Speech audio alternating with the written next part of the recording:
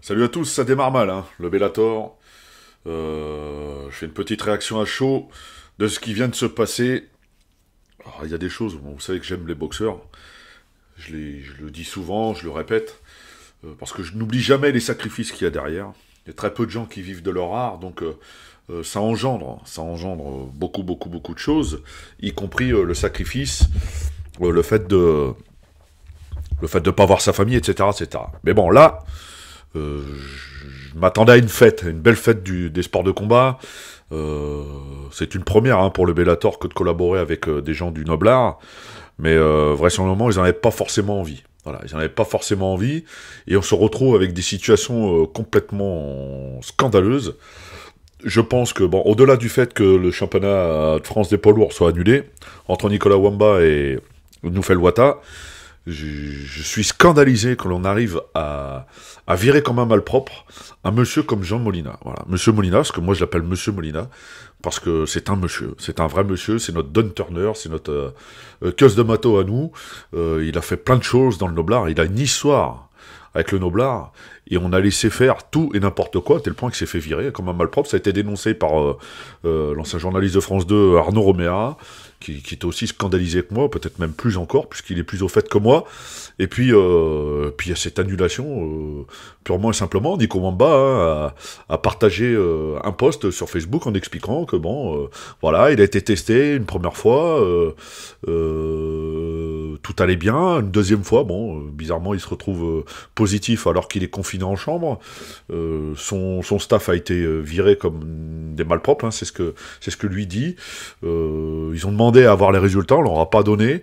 On les a traités un petit peu comme des sous-athlètes, voilà, des bouches-trousses, que j'avais dit un petit peu dans ma vidéo de ce matin. J'avais repris les propos de Reynald Garrido, qui, du coup, est un petit peu moins seul. Voilà, il faut ouvrir un petit peu les yeux sur ce qui est en train de se passer. C'est purement et simplement scandaleux. J'espère que la FFB, la Fédération Française de Boxe, va réagir, prendra, je sais pas s'il y a des sanctions ou quoi, mais fera le nécessaire oui, ouais, bah oui, si, sanctionner, parce que c'est pas normal. Ça n'est pas normal qu'il se passe des choses comme ça, on vire les gens comme ça, parce que le protocole, etc., etc. Alors, à partir du moment où les gens sont positifs, qu'on les renvoie chez eux, bon, après, il faut peut-être y mettre un petit peu la manière, ce qui n'est pas le cas, c'est dénoncé par tout le monde, hein. C'est vraiment, vraiment dénoncé par tout le monde. La manière n'y est pas, absolument pas, et on se retrouve avec une certaine frustration et surtout des semaines et des semaines de sacrifice pour rien. Voilà, pour rien. Je pense que le Bellator a dû faire du MMA, point. Pas plus, et pas faire autre chose que ça, parce qu'on se retrouve avec une situation purement et simplement scandaleuse. Je l'ai dit, je le répète, parce que ça n'est pas normal de mépriser les boxeurs. Voilà, on ne méprise pas, pardon, le boxeur. Le boxeur, c'est le héros de l'affaire. Ou alors, il faut aller plus loin et puis faire ça avec tout le monde. Ou peut-être que le Bellator a l'habitude de faire ce genre de choses et que c'est monnaie courante pour les Américains, mais chez nous, ça passera pas. Ça, c'est sûr et certain. Chez nous, ça ne passe pas. Pourquoi? Parce que on a certaines valeurs, une certaine rigueur vis-à-vis des choses. Et il n'y a pas de petits combattants, hein. Faut bien comprendre que ce soit du MMA, du kickboxing ou de la boxe, il n'y a pas de petits combattants. Voilà. Quelqu'un qui monte sur le ring, qui rentre dans une cage, mérite tout le respect, au moins le respect. Voilà, au moins le respect. Et là, vraisemblablement, ça n'est pas ce qui est arrivé. Alors j'ai sondé un petit peu à gauche, à droite. J'attends quelques réponses et puis si on n'a pas, peut-être qu'on fera un débriefing complet. Enfin, je verrai. Toujours est-il que bon, le championnat de France des poids lourds est tombé à l'eau.